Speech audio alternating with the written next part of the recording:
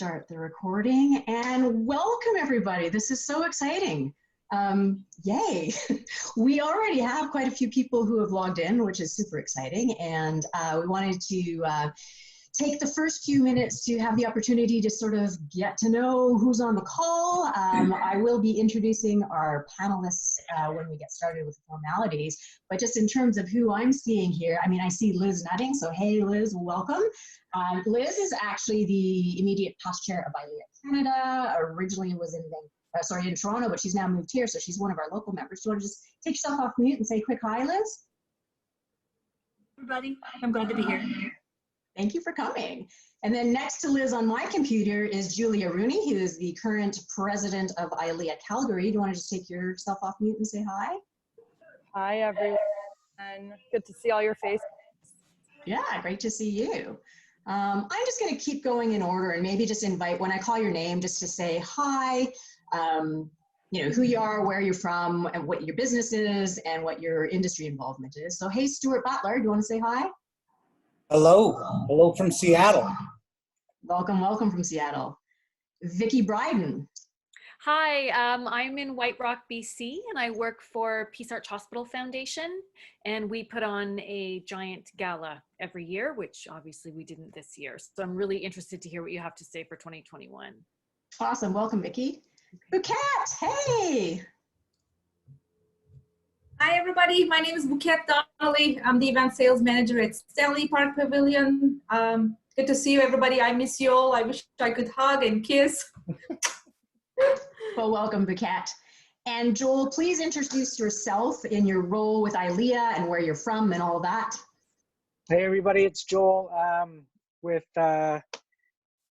SOS, and I'm also chair-elect for ILEA Canada, based out of Calgary. Great to see everybody. Looking forward to hearing what you all have to say tonight. So, and what's really interesting is I think Tara is going to be joining us too. So between Liz, Tara, and Joel, we have 3 members of ILEA Canada on the call, which is really exciting. And we also have lots of members from ILEA Vancouver and some members who like have been around almost as long, if not longer than I have. So Nick Streicher, good to see you. Welcome. Say, oops, you weren't on mute and now you are, but. Good evening, everybody.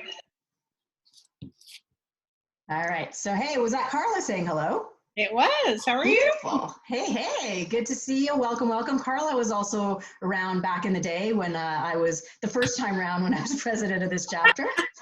We're just going around and saying hi to everybody, and I was kind of going in the order that they appear on my screen. I suspect they're different in everybody's screens, but Mike Metcalf. Hey, everybody. I'm Mike Metcalf. I'm also with SOS, so it's good to see Joel's face on here. It's been so long since I talked to you, buddy. I'm on the ILEA Board of Directors, Director at Large, helping with membership. So it's good to see you guys. Thanks, Mike. Tahira. Hey. Hi. Visiting from that other organization.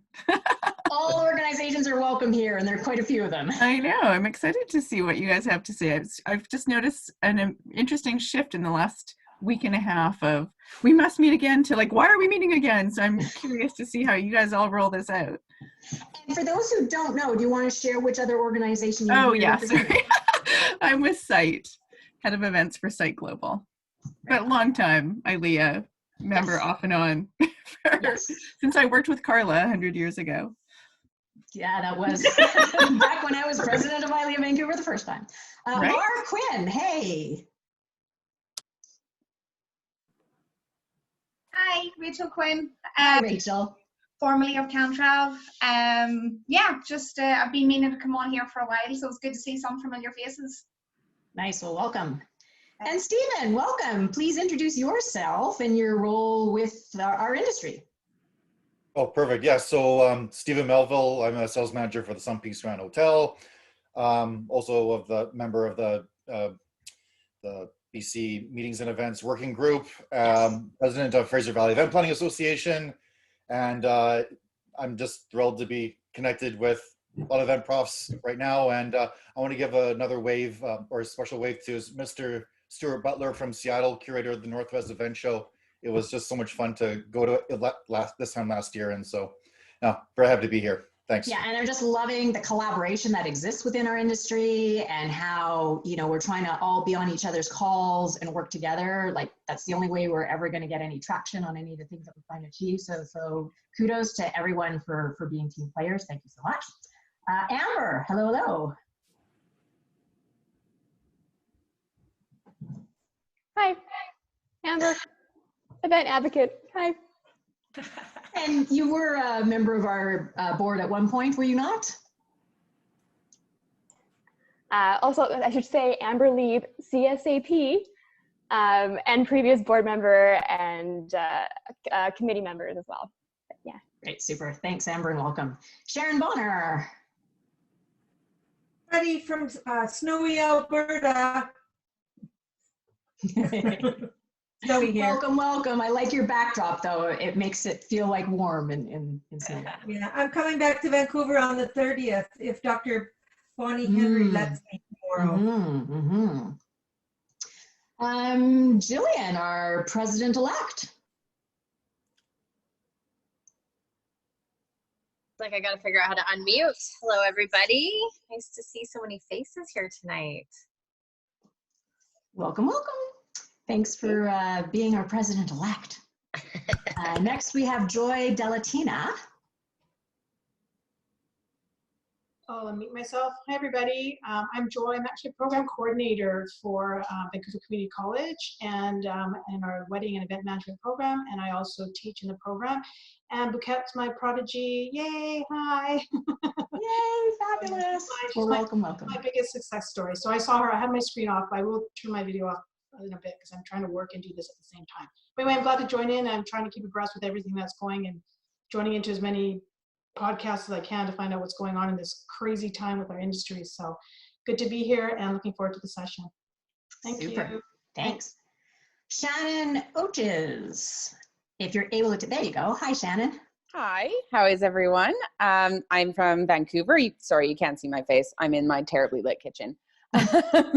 I'm from Vancouver at the minute and I work for Encore Canada. And this is my very first ILEA event. Well, welcome. We're so glad you could join us. Thanks. You very much for being here. We have a few more. I have 3 minutes to get through the rest of you, and then we're going to move on to our formal programming. So let's make it a quick hello from Phoebe Gurges.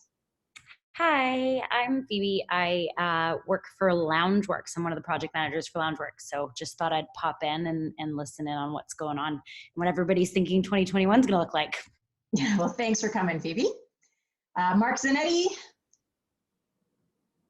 welcome to take yourself off mute and say a quick hi. For those of you webcam down, he's thrilled to be here. Well, thanks. We're thrilled to have you here. Thanks, Mark. Next up is Kevin Molesworth. He was here in February to speak to us in person. You there, Kevin? Hey, yeah, I'm here. Yeah, I'm in you're America. excited to be here, are you? Yeah, I can't come to Canada. We're locked out, which I totally get. You don't want us. But yeah, I'm the RVP for the Western region in the US. So glad you could join us, Kevin. It's a real honor to have you here. And we're really, this is like truly international call. Tracy Moran, also international. Hey, Tracy. Hello, I'm from ILEA Columbus over in Ohio. Yeah, so I'm locked out of Canada too. So I thought I'd check in and see what you guys are thinking is going to be forecasting in 2021. So thanks for having us. Well, it's so great to see you virtually, Tracy. Okay, Gemma says hi. She's having dinner. Robert, are you there, Robert? Hello, yes. I'm Robert Broughton, sales manager from Rigged Services here in Vancouver. Also just dropping in to keep in touch and see what the future holds. Fabulous. I also see Michelle McGilvery, who's another past president of ILEA Vancouver. Hi, Michelle. Hi, all. So great to have you here. Those old time faces. There's a bit of a reunion theme going on, like Carla, you, me, Tahira, some of us. Feeling a bit disconnected, you know, without being connected with everybody. Well, but now's a really great opportunity for us to connect. So thanks so much for that. I love the timing on this. It's 5:39. I gave myself till 5:40 to do this. It's now 5:40 on the nose. Is there anyone who hasn't had a chance to say hi who would like to say hi? If not, then, oh, you know what though? Because we were all chatting at the beginning, Claire, Steve, and Redima and I have been on since the beginning, but you guys haven't had a chance to say hi to everybody else. So if you want to just do a quick hi, Claire first. She is our VP of Communications. Hi everyone, good to see you. Yeah, VP Comms, ILEA Vancouver. Officially, formally Cantrab, unofficially still like Rachel, advocating for Cantrab. Well, we're all in, right? Good to see you. And Redima, who is a director of programs, and she was really the one who spearheaded this event. Hi, Redima. Hello, everyone. As Eileen mentioned, I'm currently the director of programs and education with ILEA Vancouver. I was officially with the Vancouver Aquarium and currently doing some contract work with them as of today. So I'm happy to do some work, but always an advocate for Vancouver. And Steve Matthews, who is on our Programs and Education Committee. Hey guys, wow, love seeing so many familiar faces here. This is great. I miss every one of you. But good to see you here. I'm hoping we find out what we're expecting over the next while. So hello and welcome. There we go. All right. So I am now going to get underway with the formal portion of this meeting. So I have begun sharing my screen. I'm hoping that you can all see that. Just so you know, you have the ability to toggle in between gallery view, speaker view, screen view on your top right-hand side so that you get to see us speaking as well as the slides. The slides is really just to introduce some of the concepts and do some of the thank yous as we move towards the panelists. Then when we get to the panelists, of course, it'll just be on us as speakers. But welcome to Forecasting 2021. Who knew? We acknowledge here as the ILEA Vancouver chapter that our chapter is based on the traditional, ancestral, and unceded territory of the Coast Salish people, which include the Squamish, Tsleil-Waututh, and Musqueam First Nations. And of course, we offer our respect to all the elders who've gone before us here. And we certainly encourage those of you in whatever chapters you are, wherever you are in the world, to look into the ancestral roots of the people whose land where you are hosting your events, where you are hosting your meetings, and make sure that we work to foster positive relations. So who the heck am I that's been talking for the past 12 minutes? My name is Eileen Bystrisky, CSEP CMC. I, interestingly enough, was chapter president of this chapter in 2000, 2001, so that was 20 years ago. I then became Western Regional Vice President, which is the role that Kevin Molesworth has right now in 2002-03. That was before we had the international affiliate structure. Then we got the affiliate structure. I was chair of ILEA Canada 2010-11, which is 10 years ago. I served on the International Board of Governors from 2014 to 17. Speaking of which, I know Corrine was supposed to be joining us, so hopefully she pops in at some point and I'll be able to introduce you to her in a little bit. And now, lo and behold, with COVID, I am chapter president again. So it's a great honor to A, be the president, and B, have the opportunity to host this particular call this evening. For those of you who know me outside of ILEA, I also love to play outdoors and adventure. And if you're interested in anything related to mountains, exploration, sometimes singing in the mountains, you can follow me on Instagram and YouTube, and there's a whole other world to me there. But we won't go into that right now. So this event would not be possible, or our chapter would not be possible without the generous contributions of many amazing sponsors. And we will be doing everything we can to reach out to these sponsors in the coming months to figure out how we can best move forward, given that, you know, traditionally they would be providing all kinds of things for live meetings, but we're not having those right now. So we still want to recognize them for everything that they've done in the past, and we still want to work on how we can continue to collaborate to move forward, because we will find a way for us all to continue to work together. So we like to recognize our local chapter members, and we will be doing a prize giveaway at the end of this call. So please stick around to the end. You have to be here to win. It's a members only giveaway draw for a pair of tickets to your choice of either Bright Nights in Stanley Park or Festival of Lights. Got to be here to win, and that is for local members. And really the meat of what we're doing here and why you all signed up is to hear about Forecasting 2021. We have an amazing panel of 4 very diverse perspectives of industry experts. But before we dive right into that, I think I want to set the tone by explaining a lot of things that are all, it's really impossible to have a conversation without various elements of various things popping in. So I want to identify what those elements are and create some context around other resources that exist, so we don't feel like we have to address all of it tonight, because we can't. We simply can't. You know, but there is the whole concept of the event industry, which is who we are as a massive, massive collective. There is this global pandemic that's happening that's impacting us all and has medical, you know, consequences that have nothing to do with events. That's like we have to play in that arena to find solutions. We have ILEA, which is the host organization this evening, but we're just one cog in a big industry. You know, we have members of MPI and SITE and, you know, Tourism Vancouver, and there's a whole lot of people that are represented on this call. So how does that all fit in together? And then how do each of those things fit in on an international level, on a Canadian level, and a British Columbian level? So what ILEA Vancouver has done, and thank you, Claire, for putting this work together. If you go to the ILEA Vancouver website, there is a resource that essentially outlines all the things that are available to not only us as members, but what Claire's tried to do is you know, look at what's happening internationally, provincially, Canada-wise, government-wise, health regulation-wise, and what we really encourage is, and I noticed David Tickinen just joined us. So David is the president of MPI BC. How can MPI, ILEA, PCMA, you know, within all, you know, different regions, how can we share and cross-reference these resources so that we're all looking at the same things?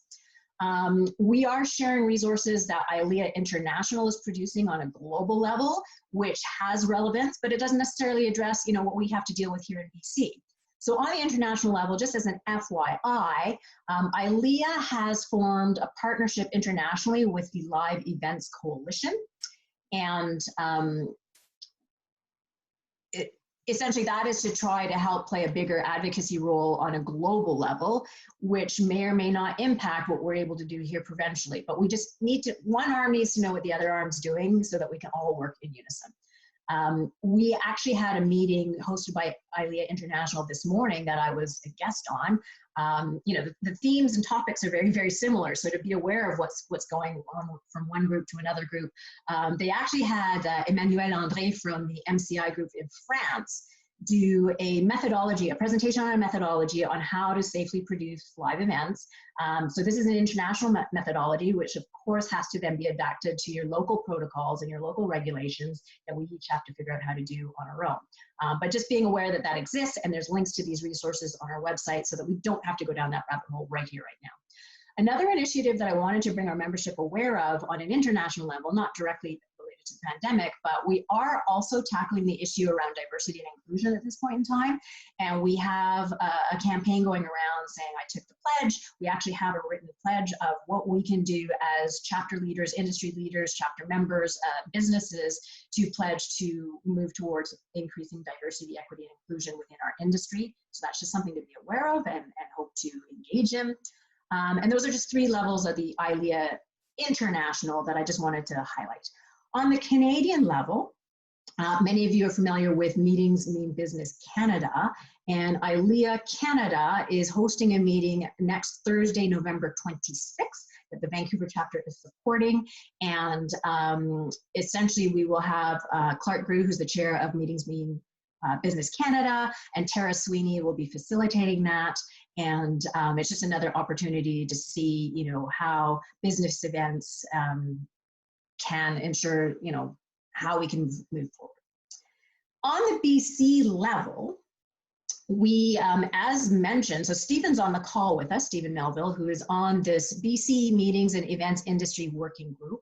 This is a group of volunteers representing a cross-section of different organizations, and they are putting together things on behalf of the industry to advocate to the provincial government. Because this is where provincially Dr. Bonnie Henry and her team can decide what can and can't happen, and we need to find ways to get approval to do what we can safely. So on the BC, the ILEA Vancouver website, which I just wanted to sort of draw your attention to here. So this is the actual COVID-19 page. I just wanted to make our members aware of the fact that there is this View BC Meetings and Events Safe Restart Guidelines here. This is a document that we are not going to go into tonight. So the role that I'm playing right now is just to give you a high-level overview of other resources that exist. So that's not where we go into tonight. But we do want to encourage our members to familiarize themselves with this document. And we have actually had a call with Joanne Miller-Burns, who's sharing this and who essentially reached out to MPI, which David Tikkanen's on this call, and Sean from PCMA and myself. We are actually talking about doing a joint educational session whereby we talk members through this. We're not going to do that tonight, but just knowing that there's resources out there and things that we can dig in some more. The one other thing, though, that we are asking all of our members, once they're familiarized themselves with this document, is to please, please, please endorse this document, because if we can demonstrate to the provincial government that collectively as an association of professionals that we agree to adhere to and abide by guidelines that they deem to be safe, if we can provide that framework and infrastructure to say, listen, we can host events safely because we agree to do these things, it definitely will increase our chances of being able to do more sooner. So that's just a plea for people to look into supporting. All right, phew, that is all I have to cover on that. We are having a prize giveaway social media contest, and for this night's meeting, because we want to encourage you guys to be actively engaged and paying attention, the challenge is to listen for quotes, take notes. So when you hear something that's like a bit of an aha for you, write it down. And then we're encouraging you to do up an Instagram story with tagging at ILEA Vancouver. Also use the hashtag MyILEA. So ILEA Vancouver will allow Claire to see who's posting. Every post you do, if you do 12, you get 12 entries. Every post you do gets you an entry into the contest. Hashtag MyILEA, that gets the message out to other people who aren't here tonight so they can see what we're learning and what we're talking about. And then Claire and I will do a draw on Insta Live tomorrow at 1. So you can digest, you can post later tonight, you can post tomorrow morning, but we really want to get this conversation going beyond just the people that are on this call. So that is our prize giveaway social media contest. It is now time for me to introduce the panel. So I'm going to introduce who they are, and then I'm going to turn it over, and essentially Michael, Melanie, Anthony, and Deborah are each going to give their 2-minute highlight perspective from their point of view. And then we are going to open it up for questions and answers in a very, very, what we hope to be a robust conversation. So our esteemed panelists, first of all, Michael Drake from Tourism Vancouver. He is the Director of Sales, Meetings, and Conventions. And he oversees the international and domestic meetings and incentive teams and supports the sports and event festival market. He has 20 years of hospitality sales experience. And when he's not promoting Vancouver, he sounds like a bit of a like-minded person to me. He's out skiing in Whistler, hiking in the local mountains, and finding a scenic running route. After we hear from Michael, he's going to pass it on over to Dr. Let me just move my screen here so you guys can see this. Dr. Melanie Murray. She is the Clinical Associate Professor, Division of Infectious Diseases at the University of British Columbia. She's an infectious disease specialist in HIV care at BC Women's Oak Tree Clinic, infectious disease specialist and staff physician at St. Paul's Hospital. She has a Bachelor of Science, she's a medical doctor, and she has a PhD in microbiology, and she completed an infectious disease fellowship and an internal medicine residency at the University of British Columbia. So while Dr. Melanie Murray might not necessarily be traditionally, one of our members from the event side, I think with this global pandemic that we're facing right now, her insight and perspectives from, what can we expect on the disease side is so valuable and so helpful to us. After Melanie, we're going to hear from Anthony Vade, CED. He is an instigator, creator, and change agent. He's an experienced architect at FMAV and Event Design Collective. And he definitely continues to push experience design boundaries. He's a tech nerd. I think in terms of with the pandemic and with so many people working from home, producing events from home, everything, technology is starting to play a completely different role from what it used to. So I'm super keen to hear what Anthony has to say about technology. And then Anthony's going to pass it over to Deborah Gardner. And Deborah is a meeting and events trends authority and researcher. She is a means business ambassador, And she was polled by Meetings and Conventions magazine as one of the best speakers out there. So I'm really looking forward to hearing you speak, Deborah. But she's very diverse. I love the diversity too of the personalities. We have mountain climbers and runners, and she is a swimming champion, also an author, speaker, and she's a competitive performance expert. She was a groundbreaking leader as one of the first female broadcasters with CBS Sports, and informing the hospitality profession on the future of meetings is her trademark. So I don't know who better to speak to the future of 2021 than Deborah. So now with that, I'm going to turn it over to Michael Drake to start, and I'm going to stop sharing my screen and over to you, Michael. Hey, good evening. Thank you. And thanks for the invite. It's great to be here. And it's wonderful to see some very familiar faces on the call tonight. But first, I thought I'd start with just an overview of tourism in Vancouver over this past year. Like many, we've been hit. So our budgets now are around 20% of what they used to be. And unfortunately, we did some restructuring this summertime and lost a lot of very talented people. And for example, our meetings and conventions team was 26, and now we're down to 7. Which really puts us in a position in this market to be as productive as possible. So I thought it may be a good idea to show you what we're focusing on, which will give an idea of where we see the demand in the future. So one big goal for tourism in Vancouver is rebuild demand. And we are now looking at a variety of markets. So corporate meetings, corporate incentive, association, sport, but also looking at e-sport and events and festivals. So it's giving me a good idea of the pulse of every single market segment, both locally and globally, so we can come up with some trends for you. But then to rebuild demand is the main thing, and what we've been working on is, number one, keeping all these large citywide clients that we had booked in the city, which was a meeting for about 1,000 or more. We have to keep them back, and we've been moving conferences forward. Right now, the first citywide is expected maybe next summertime, if we're lucky. Next, is just keeping our brand alive. We've been busy doing virtual conferences, sponsorship. We actually sponsored Site Education Day to Hira there. But really keeping our brand alive. We know people aren't booking right now, but we need our name to continue to be in the marketplace. But we are working on a future pace.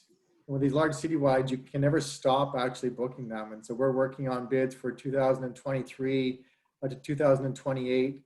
Which gives us great optimism that those in the medical community, the tech community, they're still planning for future conferences well into the future, which bodes well for us and our careers. But then we're looking at the short term. We're helping out the live event and festival market here in the city, making sure our producers are sustainable well into the future. We can't afford to lose some of these great producers that make amazing annual events. Then fifthly, we can't lose touch of the consumer. And we're working on consumer confidence, doing surveys and getting into a marketing promotion where attendees want to come to events. And that's one area we can't lose focus on. So we'll delve more into it as we get going, but as I will now pass over to Dr. Murray to explain a bit more about her. Hello, everybody. Nice to be here tonight. So as an infectious disease physician at St. Paul's Hospital and BC Women's, I took on an extra role with the pandemic. So while many people were perfecting their sourdough recipes, I was doing some additional infection prevention and control at BC Women's. And so my life got busier. And I think, we really have learned a lot over the year. We found as a country that it really was the wild, wild west out there. In the spring when we were trying to get personal protective equipment to protect our healthcare providers and even ourselves. You couldn't buy hand sanitizer anywhere, and we were down to a few days worth of masks at some points. But I'm quite impressed actually with Canada in our ability to pivot and adapt, and now the country has become pretty much self-sufficient when it comes to personal protective equipment, which is great because we can protect our staff in the hospitals, but we can also protect individuals on the street. We can protect people at events. We can protect people in the grocery store. And so we've come a long way in that way. Also, the government has been really forward-thinking in penning a number of deals with drug companies to get vaccine. We've bought over 400 million doses, which is about 10 times as many as there are people in the country. to vaccinate our country. And part of that is because we don't know which vaccines are going to work. And so they're hedging their bets. And yes, it's costing money, but it does put us at the front of the line when it comes to vaccines. And really the only way out of the current situation where we are, you know, not where we're meeting on Zoom instead of in person and we're having to cancel all these events, the only way out of all of this is to get to herd immunity. And what herd immunity is when enough people in the population aren't or are immune to the disease that we can shut down the transfer of disease from one person to another. That's probably 70 to 80% of individuals for this virus. We're nowhere near that, right? And so I think that if those who've been listening to the news today, last week, the week before, have heard that Pfizer, BioNTech, and Moderna have some promising information around their trials being very effective, at least in the short term. And that's exciting because vaccination is the way to go forward. And I think, you know, the government of Canada is hoping to get doses early in the new year and start vaccinating our most likely to become very ill, and our healthcare providers and those people on the front lines, those people in the grocery store and in businesses that are essential first, but then everyone else with a goal of having everyone who wants one vaccinated by the end of 2021. And so, you know, that is really showing me the light at the end of the tunnel, right? We are going to get through this. It is going to go back towards normal, but it's going to be a little while. And I think that it's going to be bumpy for the next number of months as we go through the winter. It's probably going to get a little worse before it gets better. But there is that light at the end of the tunnel. So I'm going to pass it on to Anthony. And we could all probably go home because Melanie has had her, like she's going to be the one who's going to save us through all of this, and her colleagues around the world and the scientific community. So to then throw to the tech guy, I can certainly look at alleviating some of the pain and some of the symptoms around things, but the answers are going to come from the scientific community. So those of you who know me, and I've missed my BC people so much, so it's so great to be here with all of you. It's I wish I'd been out there a few times in person this year, but this will have to do. So those of you who know me know I live about 50% of my time in the tech world and about 50% of my time in the design world. So we'll start with tech, and obviously we've gone through the largest digital transformation in human history, and it's been forced upon us. So that's been an interesting learning curve for us all. Let's start with platforms. Okay, we'll go with A. The first platform, no, okay. There's been an absolute massive explosion of different solutions coming to market as well. And that's been interesting to navigate in the first few months with all these startups or existing products. And we've been learning each other's languages, how do event industry professionals and event planners talk about their events, and how do tech companies develop their products and solutions. And it's been a rocky road.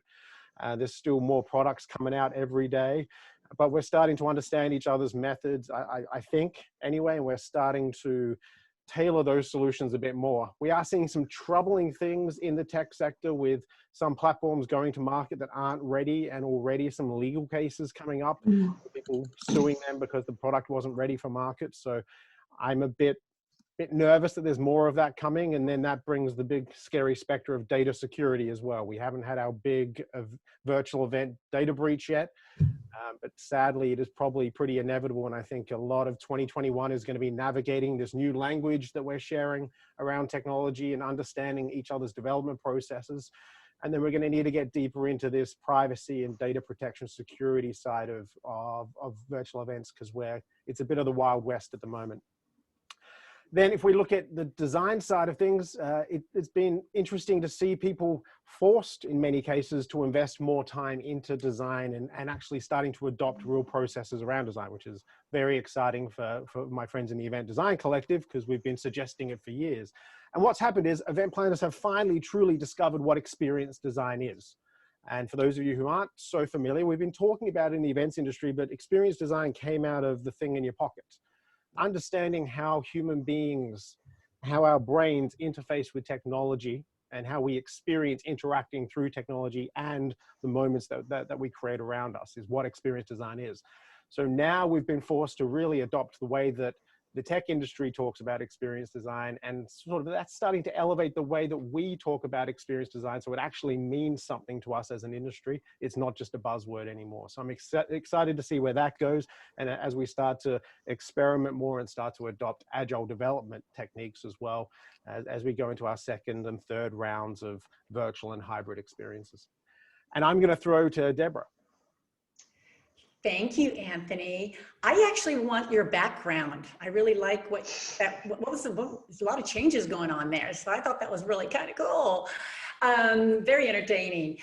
Thank you all for having me. I'm Arizona based. I have been in the industry for about 30 years and have been pretty much working in many entities. They call me the triple threat because I have the meetings background, the supplier background, and now the speaker background. But one place I would love to go and live definitely would be Vancouver for sure. But someday, definitely. But I know that this has been an unbelievably trying year.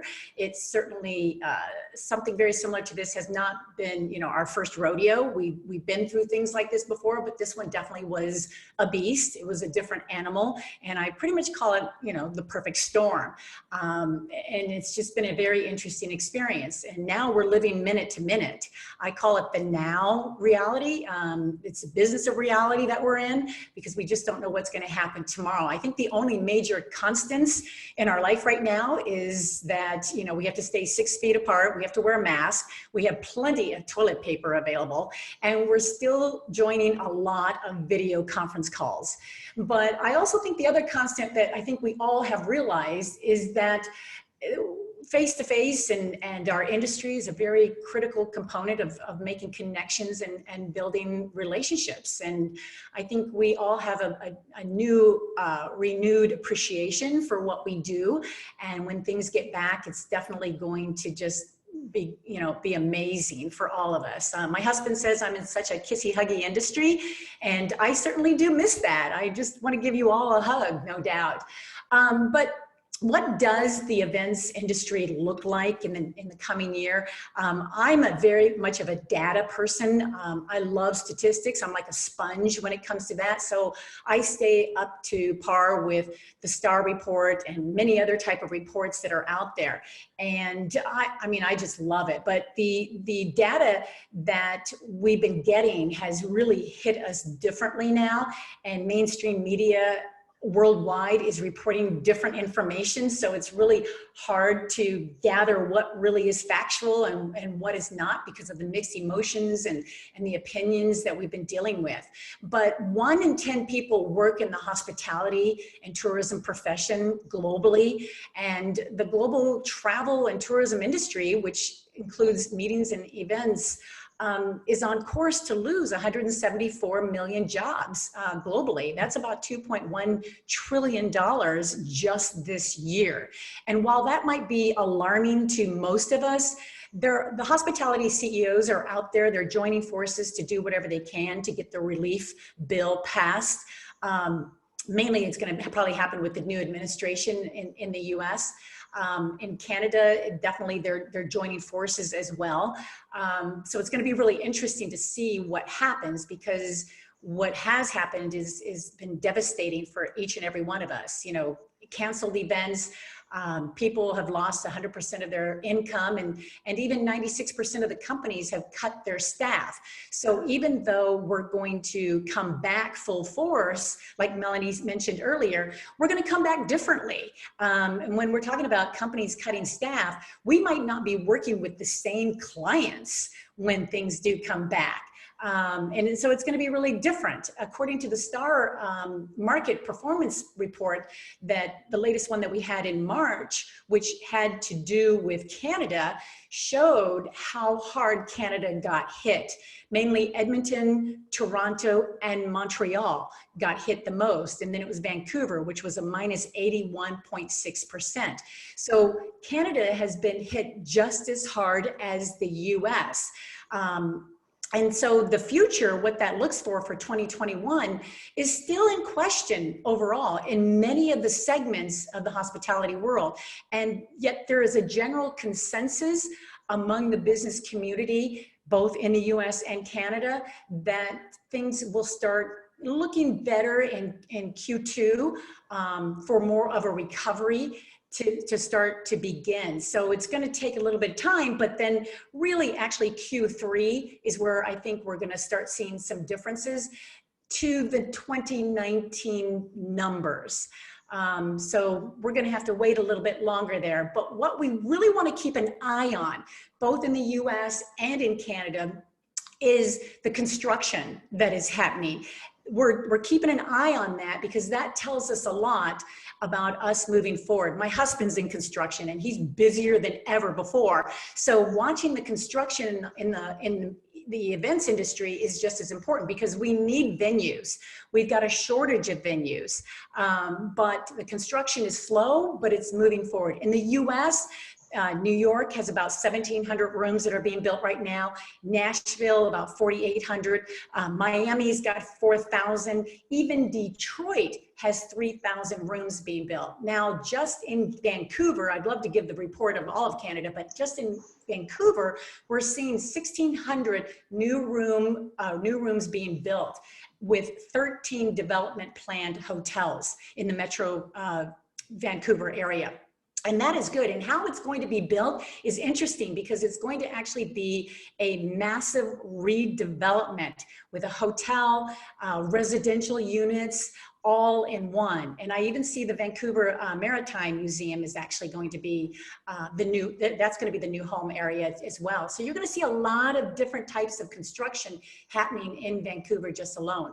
But according to the Meetings Mean Business, 8 out of 10 people that work from home right now are missing in-person events. They really want to get back out and together. So that's really exciting. I just had David Bruce, who's the executive director of the Independent Meeting Planners Association. He said 83% of people are really missing face-to-face. So the need to achieve business outcomes in person is what will enable our industry to survive in the long run.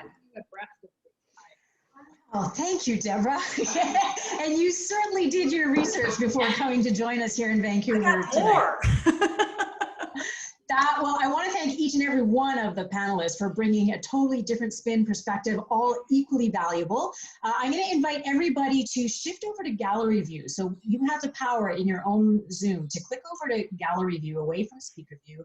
And then what that's going to enable us to do is see at least one panel. So there's 2 panels. I really want to have this be as interactive as possible. I'm inviting you to ask your questions. If I'm not seeing you raise your hand, like just take yourself off mute and ask a question.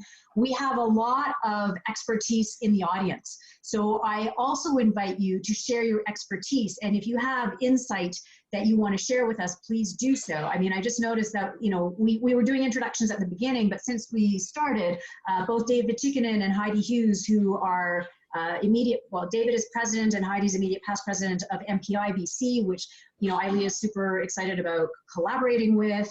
We want to collaborate and work together and share ideas and insights. So I'm going to open the floor right now to questions. You are free to direct a question to a specific panelist or just in general, and let's have a conversation. And I'm also going to be monitoring the chat so that if anybody would rather write their question, that's an option too. But who has a question? Just take yourself off of mute and ask it. And if not, we actually have some questions, but we thought we'd throw it out to you guys first. I have a question. Yes, please. We'll start. What's that, Carla? I have a question for Michael Drake. Yes, please. Right. Hi, Michael. I know you guys are working so hard at Tours of Vancouver, so thank you for everything that you're doing to hold the fort as you guys rebuild under the new CEO of Royce. So I have faith. How is Tours of Vancouver working with, you know, YVR, the provincial and federal marketing organizations on our renewal? So as opposed, I don't want to use the word recovery. It's like, you know, what are you doing at least in 2021 around that? There's the advocacy piece is one side of it, which is the Meetings Mean Business side. However, you know, we're focused more on future demand. So with Air Canada, it's what type of marketing campaigns and looking at who our consumer is. And we know it's really going to be BC for now. So in BC, we're partnering with DBC to make sure that we're getting messaging out and trying to draw people back into cities and to return to meetings or live events. When it comes to Destination Canada, it's the same. They've usually been an external promoter, internationally. So now they're looking domestically. So we need to partner with them so that our messaging isn't overlapping. And we're certainly seeing more alignment with other regional DMOs. We're working with Tourism Whistler, Tourism Richmond, Tourism Victoria. And particularly in this market segment, we don't want to be tripping over each other as we both go after the same consumer. We're probably more aligned than we ever have been before. Thanks, Michael. Anyone else have anything to add to that before we yes, move on? I've got a question.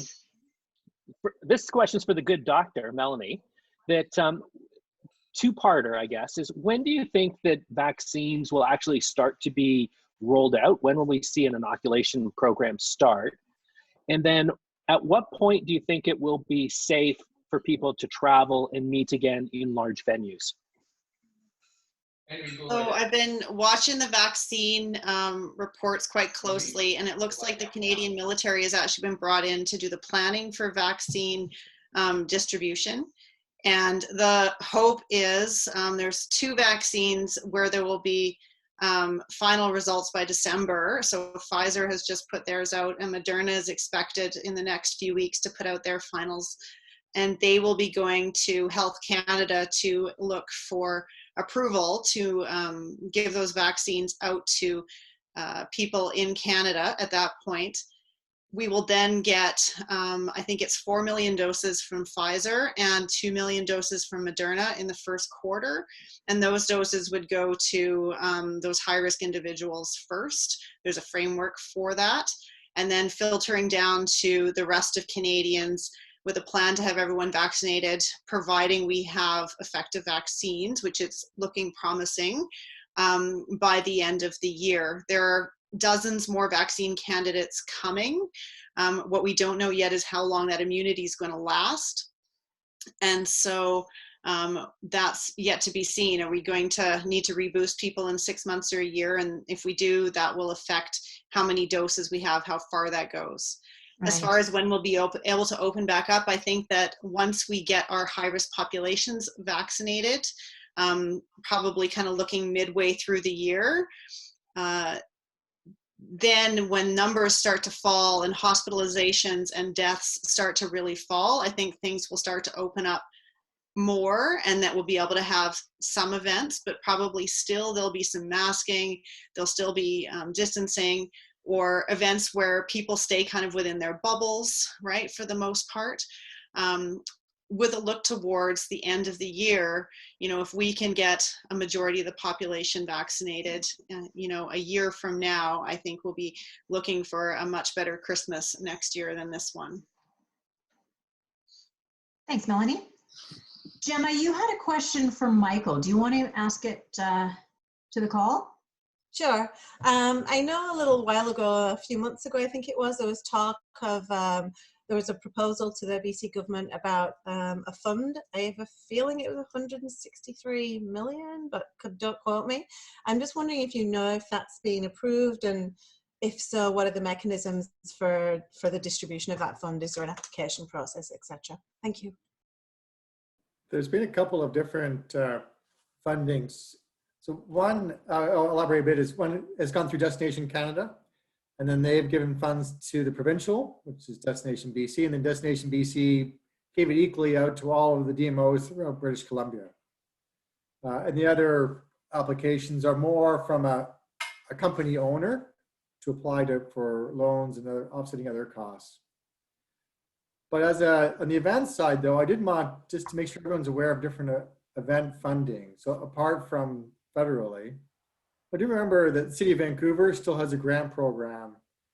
Creative BC and Music BC also have a program that you can get funding for. There's the Western Diversification Economic Fund, which you can apply to. I know some people have been applying for that. There's still federal grants. Tourism Vancouver may next year come out with a program. And the Vancouver Hotel Destination Association also, if you're impacting hotels, has grants and funding available.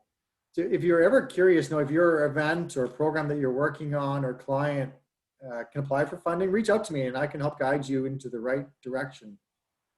I call it finding the money these days. Who has funding available and how can you get it? Thanks, Michael, much appreciated. Shannon Oches, did you have your hand up there? I did. Don't mind the terrible screen. I guess it's a joint question for Michael and Anthony.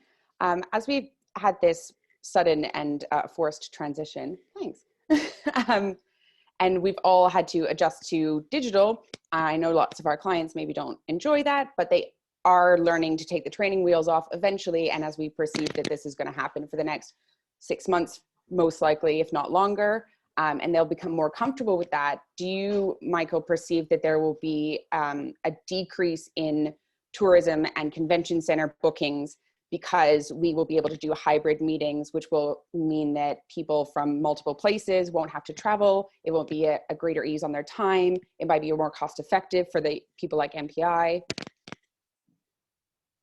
I think that it is going to impact it, and pretty much everything is going to be going hybrid for sure.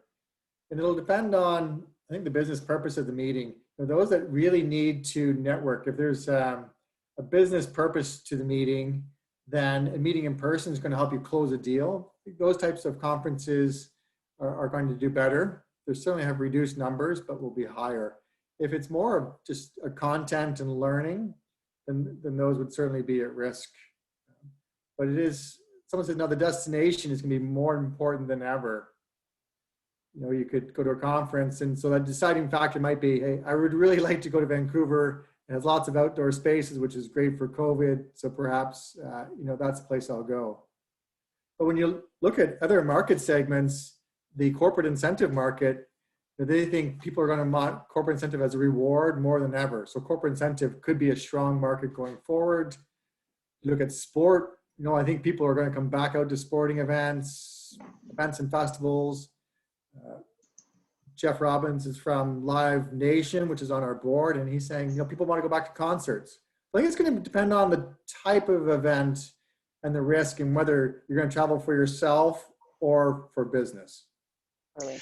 Melanie, can you share what you wrote in the chat? Because I think what's so exciting for me is, as the doctor on the call, you've just hit on what's so important for all of us. But can you just share it for those who didn't read it? I'm sorry. So I just said that part of the joy of going to a conference is the destination. So going somewhere I'd like to travel anyway, and seeing colleagues who live elsewhere. So there are people I've trained with who I never see unless I go to a conference. So for instance, I did Infectious Disease Week in October, and it was all virtual, watching Zoom calls, but all those people I would have had supper with or lunch with, that doesn't happen. And so that's a reason to go. And so I totally agree that I see medical conferences, at least, as being a hybrid. Some people will call in and do the Zoom calls just because it saves money and it's more time, it's better time-wise, but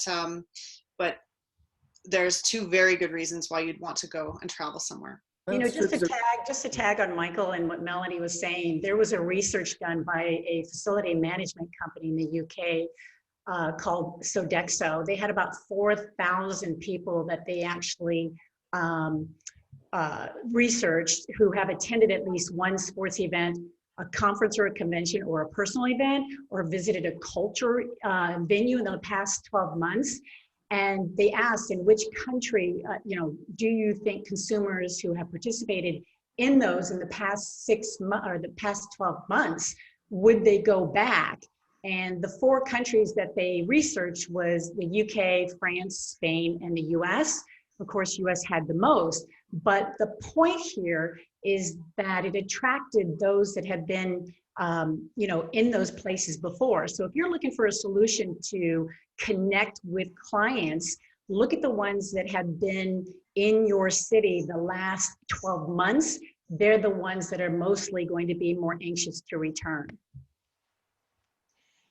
And it's funny, I want to also apply this to this group that's on this call. When I look at the connections that we've developed in a variety of cities all around the world, because we've had conferences actually in Australia and Canada and US. Those have been the primary ones that we've been going to for the past 20 years. And, you know, Joel, I first met you through ILEA, Kevin Molesworth, who's on this call, Tracy Moran, Julia Rooney, like we all bonded and connected through ILEA Live or through the special event or through all these things in destinations. Where that person-to-person contact is so important. Now, we might reduce and not go as frequently. There might be more hybrid events, but I think it is the core of who we are and why we thrive and what we do. I think you've all provided the answer. The answer is not in what we used to do at these things. The answer is in what we want to keep in the new things that come out of this. So everybody keeps talking about, yeah, it's going to be less about the content. And yeah, absolutely. Do you think about every boring conference session you had to snooze through in the darkened room with the monotonal presenter, the stuff you care a little bit about, but then you're working your way out the door 15 minutes later to go and hang out in the foyer space with your colleague to talk about their presentation that's coming up in 2 hours. That's the moment you're going to want. And all of this redundant, boring delivery, dry content's going to disappear. And those who put that out there won't have hybrid success, certainly.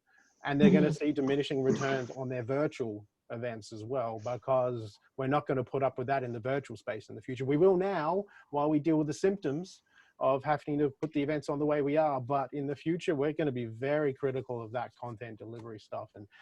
And hybrid's going to give us the chance to get our feet wet and learn how we're going to redesign events and experiences so that people get what they need out of them. Nothing more, nothing less. Absolutely. I was going to say, Anthony, go ahead, Shannon. Shannon do first, you then Jenna. think that everybody, obviously they'll be missing events a lot, and there is a large amount of people that do want to have in-person events, but there's certain costs and concerns with them. Do you think that that will give yourself and other event designers the space to create new types of events that will get rid of all the dry content that they're now aware is unnecessary? I think a couple of things are going to happen. One, revenge recreation is not the same as going to a revenge conference. It doesn't have the same appeal, right? You know, yeah, I'm going to go on a vacation to the Maldives because it's beautiful and I can get away from it. That's super appealing, and I will take that risk a bit earlier on than I would attend the boring conference that's bored me for the last 5 years. So I think hopefully the other two scenarios are we start to really intentionally design the experiences at the events with more of this stuff in mind, that we are going to have to deal with attention spans. We're going to have to deal with people craving intimacy and personal connection around content and peer group learning and all of that good stuff that we think we want to keep.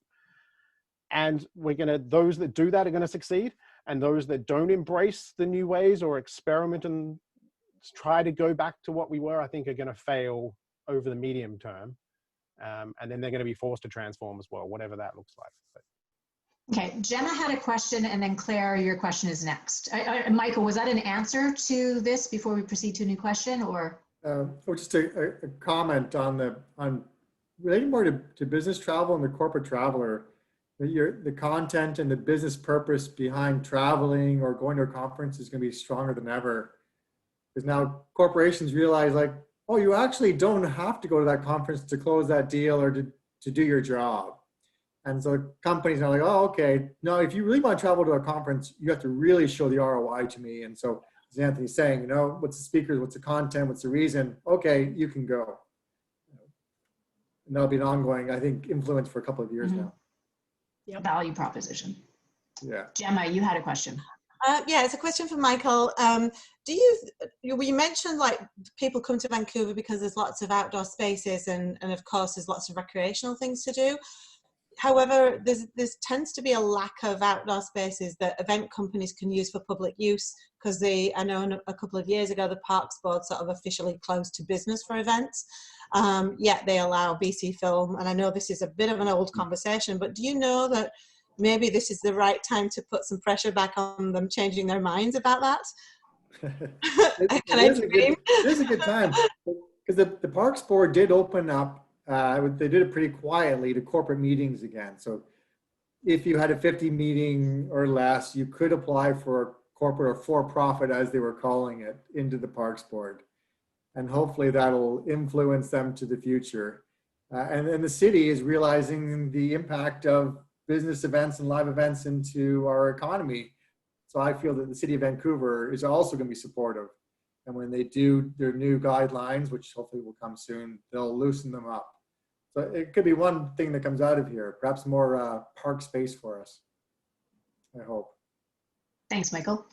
Claire, you had a question. Just back to Anthony, I was just interested, now we are very much in the virtual space and not getting out of it anytime soon, what are the most successful or kind of exciting or interesting platforms you've been exposed to in the last few months? So it's really been, I've noticed a lot of starting to hone in on their niche market. So the ones that need a high level of security and lockdown are really investing in the infrastructure around that. Like there's companies now you can go to and they can tell you exactly which data farm your content will live on down to the server if you need that level of guarantee that you know where that security level is. So especially for financial and medical tending towards that. Then other groups are investing a lot. You would have heard of Hop-In's investment that they have had. So they've really been focused, and they were around for about 12 months before the pandemic, but they've been focused on, okay, this is a really good quick adoption platform that a planner can have themselves and they can manage it, white label it, and rinse and repeat. A simple show with onboarding, everything in one space. Then you have other platforms that are doing integrated pieces. So you can grab an augmented reality piece and put it into your virtual event platform. You got Next Tech has done some interesting stuff, and they're going pretty big in Canada at the moment. And then we're starting to see a bit of a decline on the sort of skeuomorphic 3D space stuff. That you know, aside from, we all saw the Fortnite thing, and everybody's like, whoa, we're going to do everything in Fortnite from now on. But I'm seeing kind of the opposite happening in that conferencing world, where people are going more to the stripped down, simplified navigation, just to get you access to that content, and then focusing on, okay, how do I get the right number of people into the gallery window? They're asking those kinds of questions. How can I do the table conversations? So the platform that allows you to navigate and meet with people in an intimate video setting like this, where you can actually have face-to-face, are the ones that are doing the best. And the ones that can do that while the presentation's going on are doing really, really great. I can give you a whole list of the ones that can enable. Yeah, I noticed in the chat, a couple of people mentioned Chime, a couple, I think Gemma, you mentioned Hoover. Did anyone else mention anything else that? Trugo's good, InEvent's been good. I've checked that out a few times now. Cvent's getting better. Great. But yeah, thanks for that. As I said earlier, we're not going to know for another 6 to 12 months, because you're going to see it continue to blossom and grow, and there's going to continue to be an explosion. Then they're going to start imploding, and the cream will rise to the top, and it's going to be messy and scary. So I don't think it's going to get easier. It's going to be, the tech world is going to be even more confusing for the next 6 months at least. Awesome. Anyone else with a question? And actually, Redeema, I invite you, because I know we had, Redeema and Steve, actually, we brainstormed a few questions prior to the call, and I think some of them have actually been asked, but if there's any of those that haven't been asked yet. Well, I can pop in and ask one. So one of the questions, and I guess Anthony, Deborah particularly, can you speak to which segments of our industry might actually be thriving through the pandemic? Come on, Deborah, kick it off. Yeah, well, there is definitely going to be a lot of new and different ways that we're going to be able to look at this and to work with each other. But behind all of this change is definitely going to rely on the creative minds. But for now, the segments that have really been doing well through this pandemic, in particular, of course, technology, as Anthony would definitely mention, but the smaller properties have constantly been booked. and that's why it's great to see that Vancouver is going to be developing a lot of smaller properties, because that's kind of the new wave, because venues for live events are going to be elsewhere. It's not going to just be the ballroom.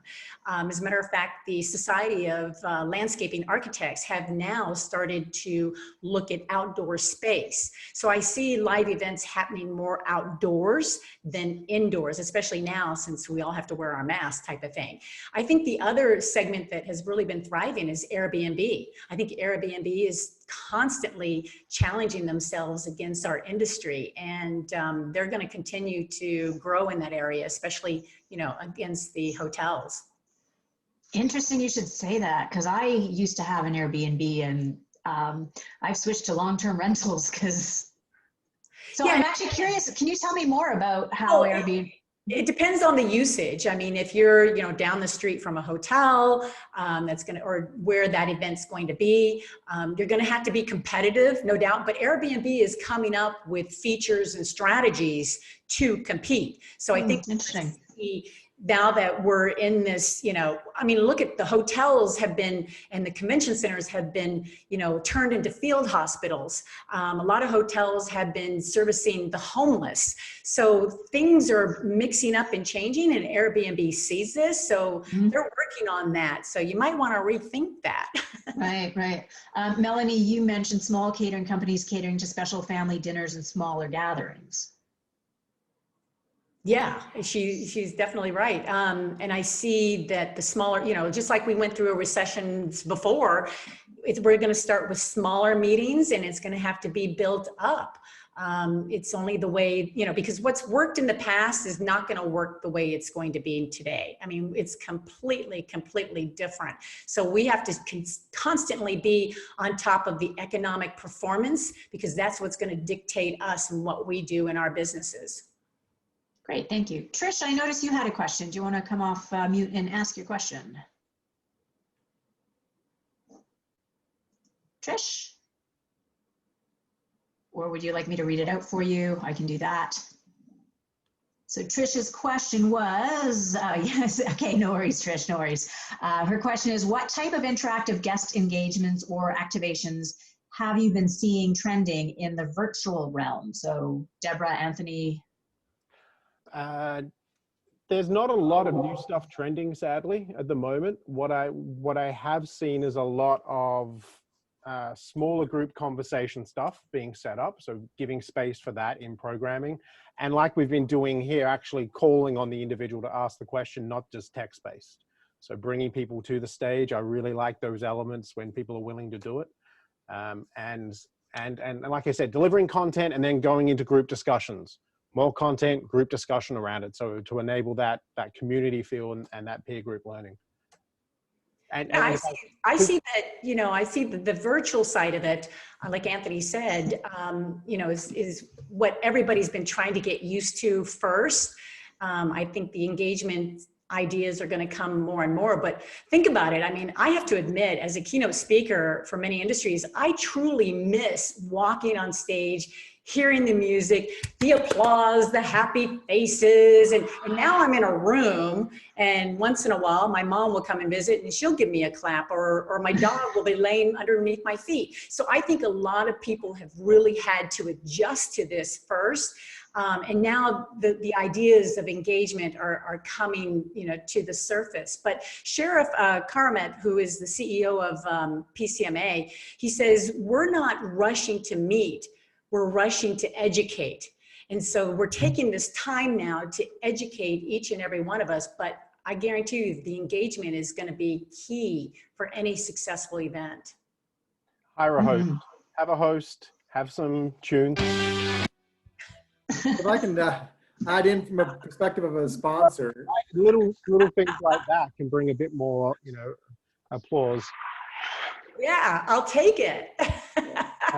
But yeah, having an MC is a huge thing as well for engagement. And so few are doing it, and moderators who know what they're doing spend that money to get those dynamic faces to kick things off and to segue between things, and little video bumpers like they have on TV. There's a reason TV does the stuff they do, and they do it so well. So grab the good ideas that TV has, a little commercial at the start and the finish. Right.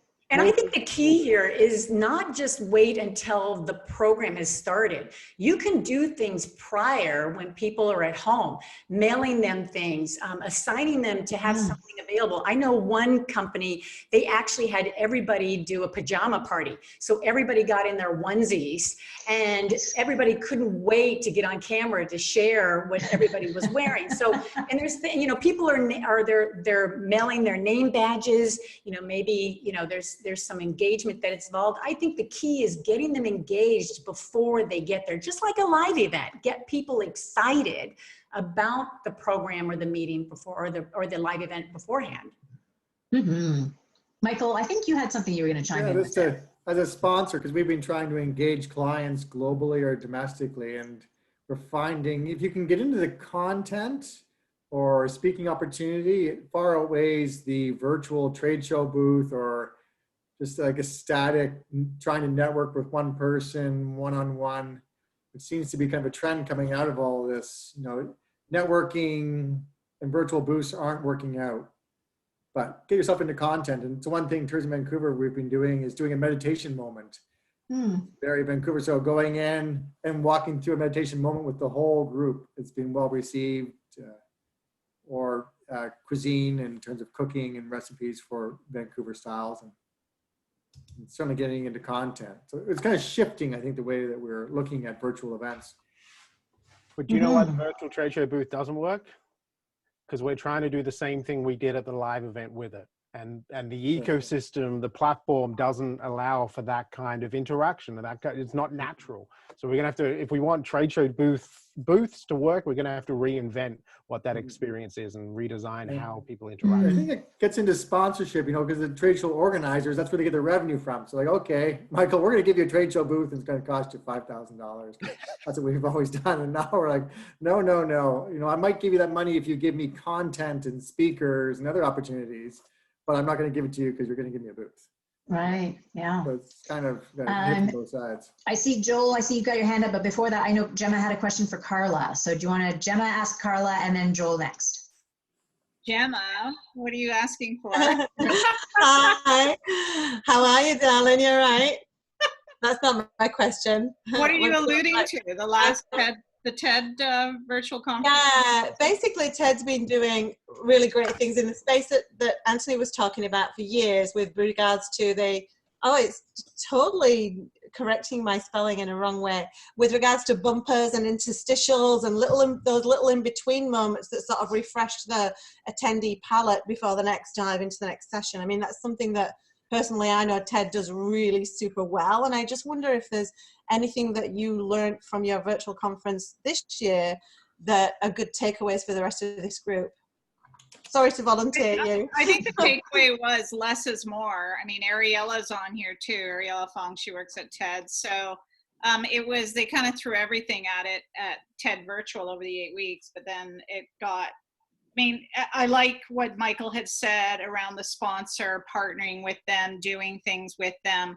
And then I attended C2 this year. I don't know if anybody here attended it. So they did a really nice job, and it was less is more for me. I just liked how they did the breakouts. So I think, and the brain dates and more intimate one-on-ones or gathering 6 people at a time. So that's what I have to say. Thanks, Carla. Joel and then David. Yeah, Joel. I just wanted to double click a bit more on what Anthony was talking about earlier in regards to there are all these virtual platforms popping up, as we can see, and there's also these add-ons being created and added on. What we've learned, at least within our team over the last 3-4 months of doing our new thing, which is augmented reality, is it is not meant to be used with everything you can think of.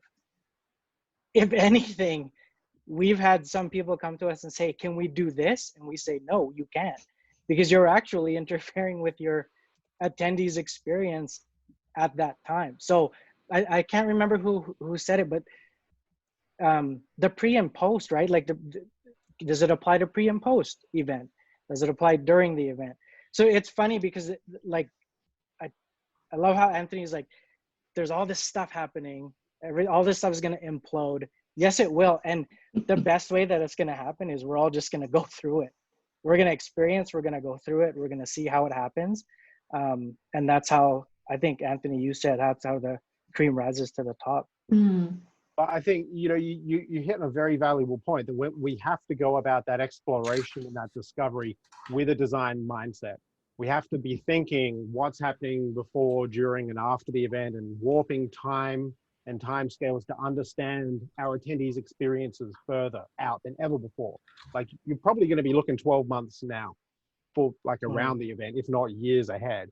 And so you're not going to be able to fully appraise and evaluate these solutions if you don't have really meaningful design goals from the event. What behaviors are we trying to change because of this event? Why are people attending, and how are we improving their world through the event experiences that we create? Then when we have really rich stuff there, then we can pick the platform. Yeah, and to add to that, like even before we get to the experience of that event, like this community that we have around us. For example, what we have tonight, this is our testing ground, right?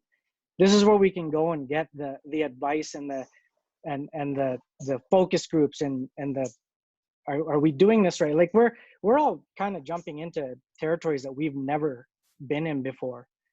But I bet you anything, if I was to reach out to Gemma tomorrow and say, hey, have you done this? Like, what are your thoughts on this? You'd be giving me a very, very honest answer on whether we're going down the right path or not.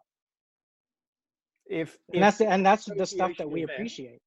If every association event that I attended in 2021 crashed at some point, or the modules fell apart midway through, then I would actually renew my membership immediately at that point, because it means that they're experimenting hard enough that they Interesting. Going in safe and doing the bare minimum, I'm not interested. Interesting. Great point. David Tikkanen, I know you had a question, and I also know that you didn't get the opportunity to introduce yourself at the beginning of this meeting. So please introduce yourself and ask your question. Oh, no problem.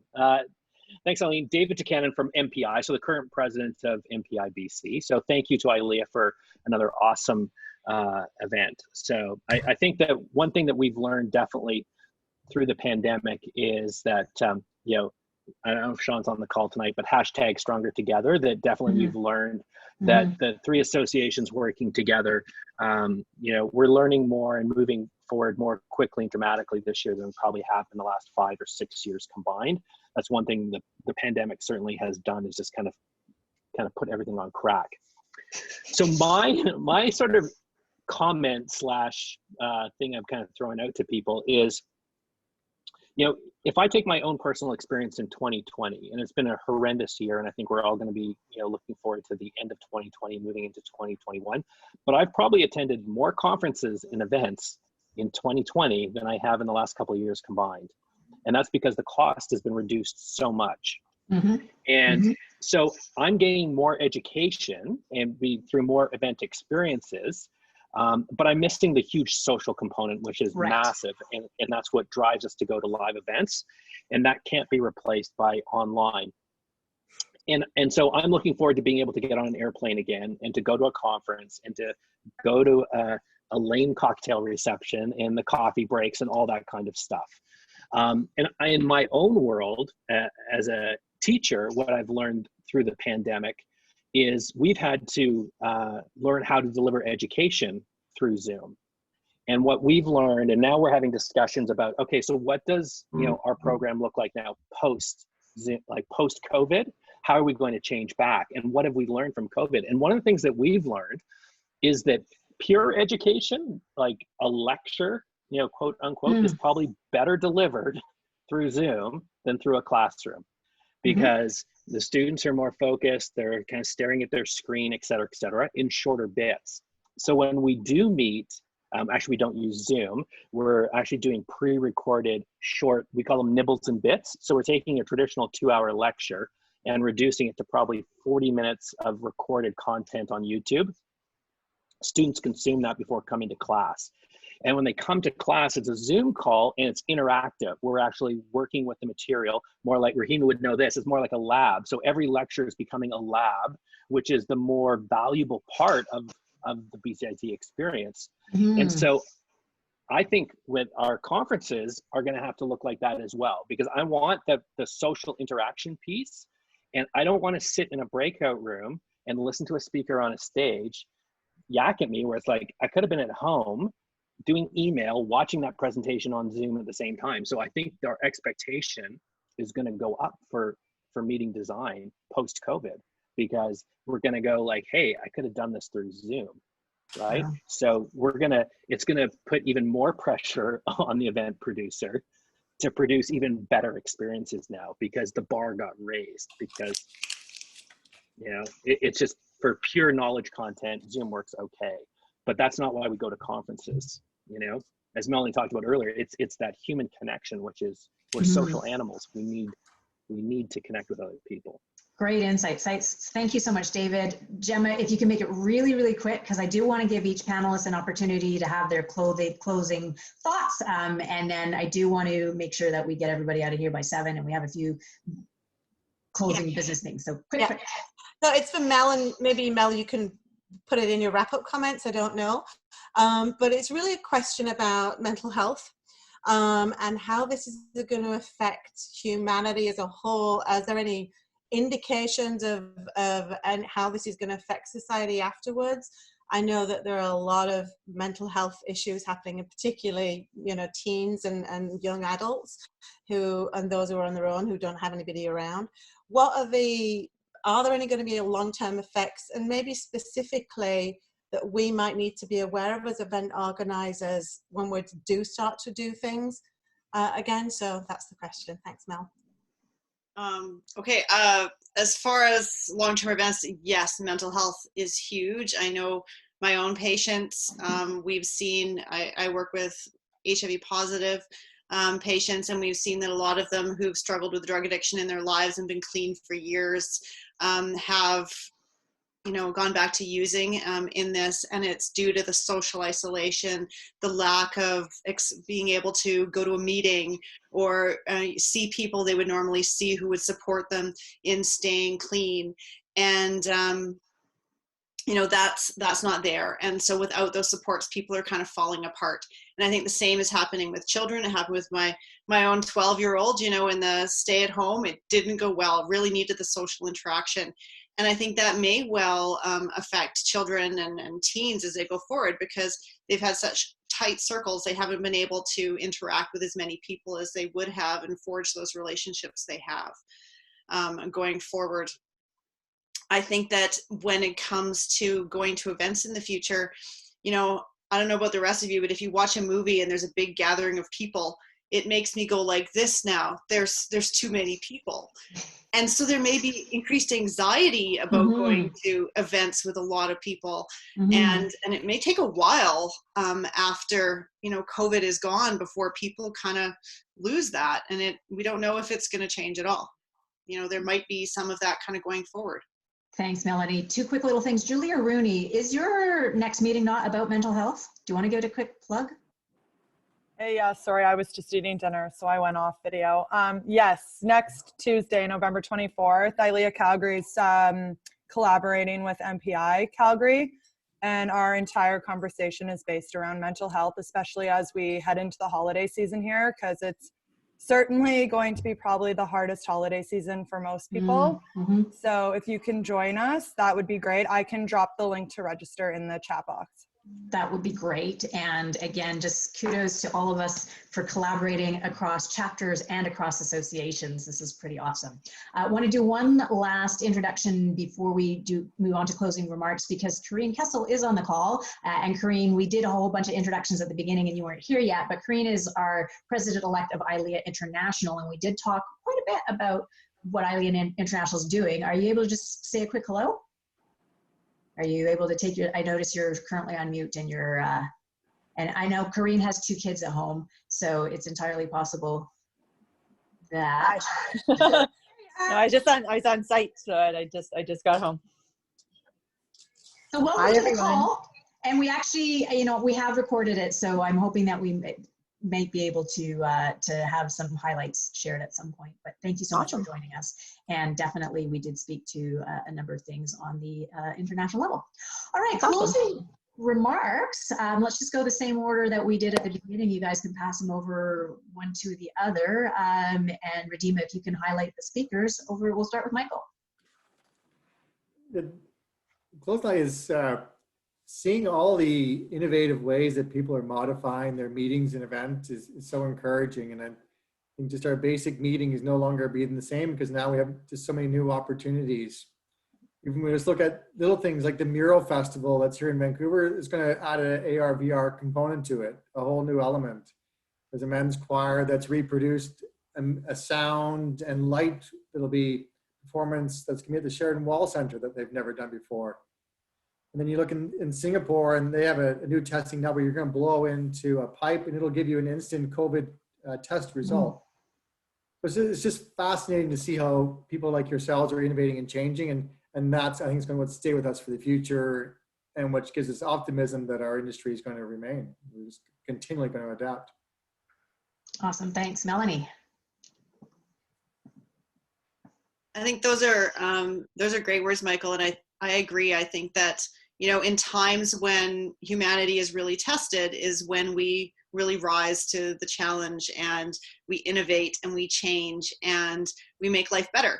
Right. And so as far as events going, there will be growth. So in the long term, there will be growth and there'll be changes and there'll be innovation and new things and things will be better. I think it's going to be a pretty dark winter.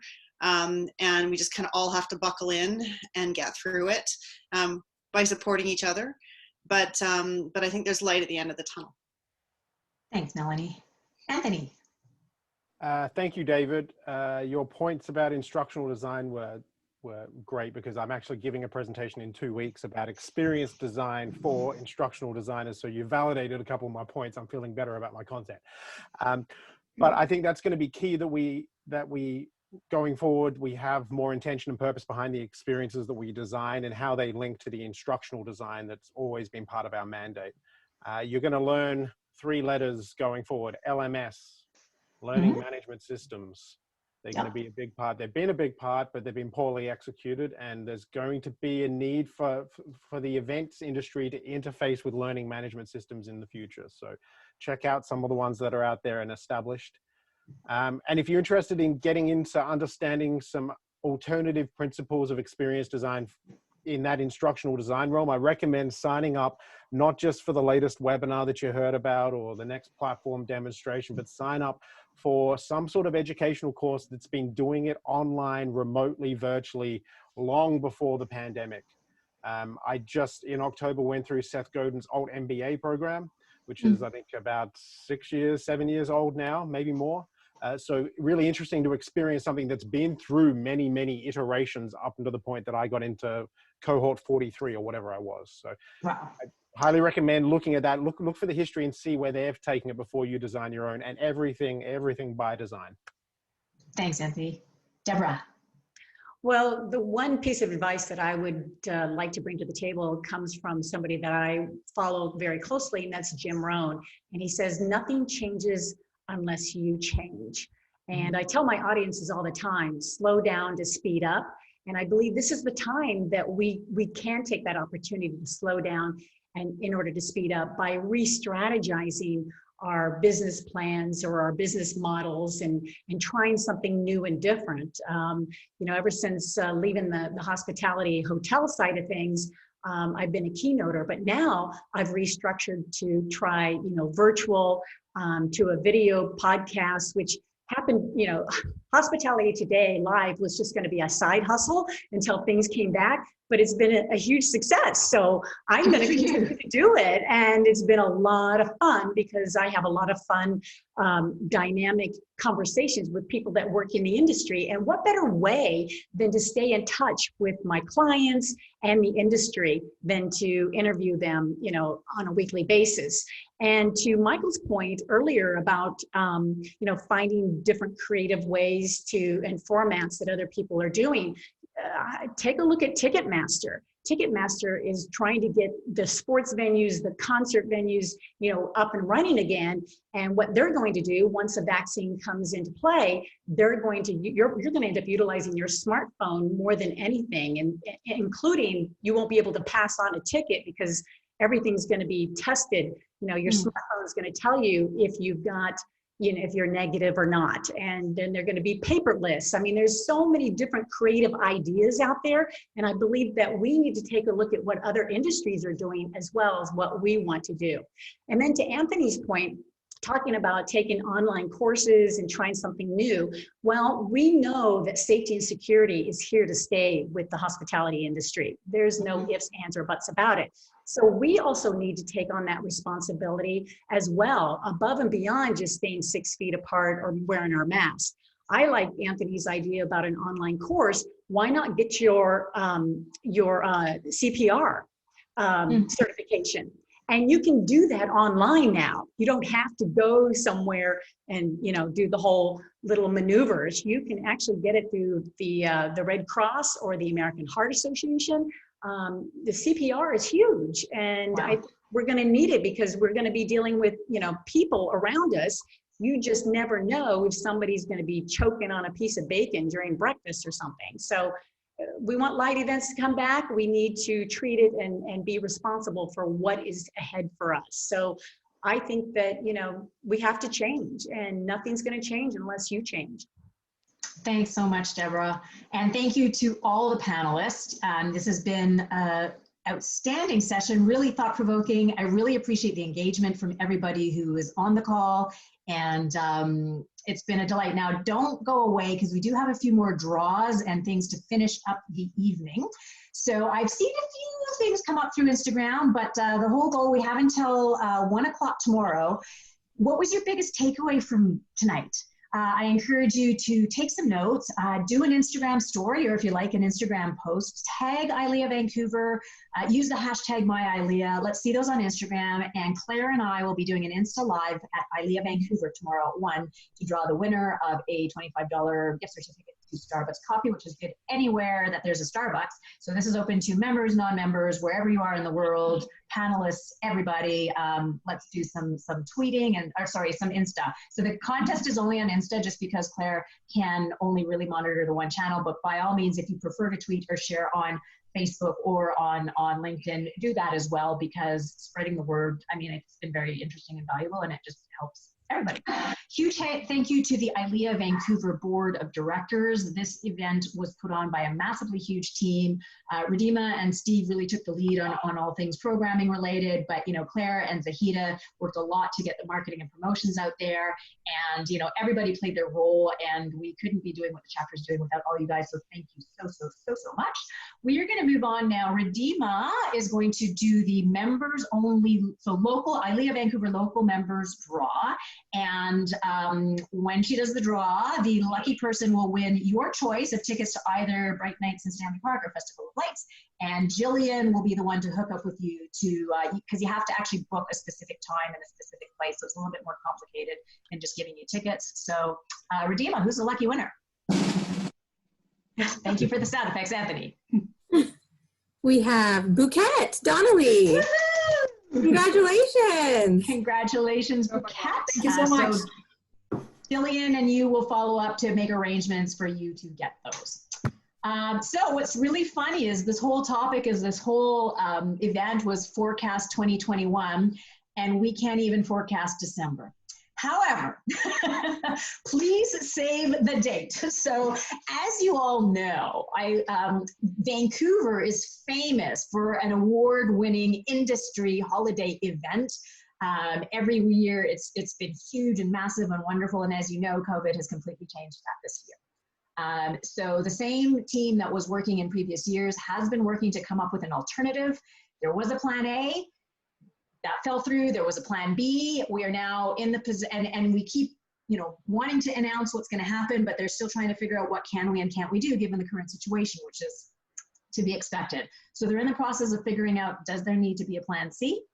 As soon as we know, we will announce, but they have asked us to save the date. So December 15th will be something. And depending on, you know, what we are or aren't allowed to do in this province in December will determine what we can feasibly plan for. And I think we're going to have to, you know, within the coming week, I think the team will make an announcement. And of course, David, you and I and Sean will be notified as to what the next steps are going to be. So we will see you somehow on the 15th of December. I'm going to stop the recording and stop sharing my screen, but everybody is free to just hang out and chat. But the official meeting is now adjourned. Thanks you all so much for coming.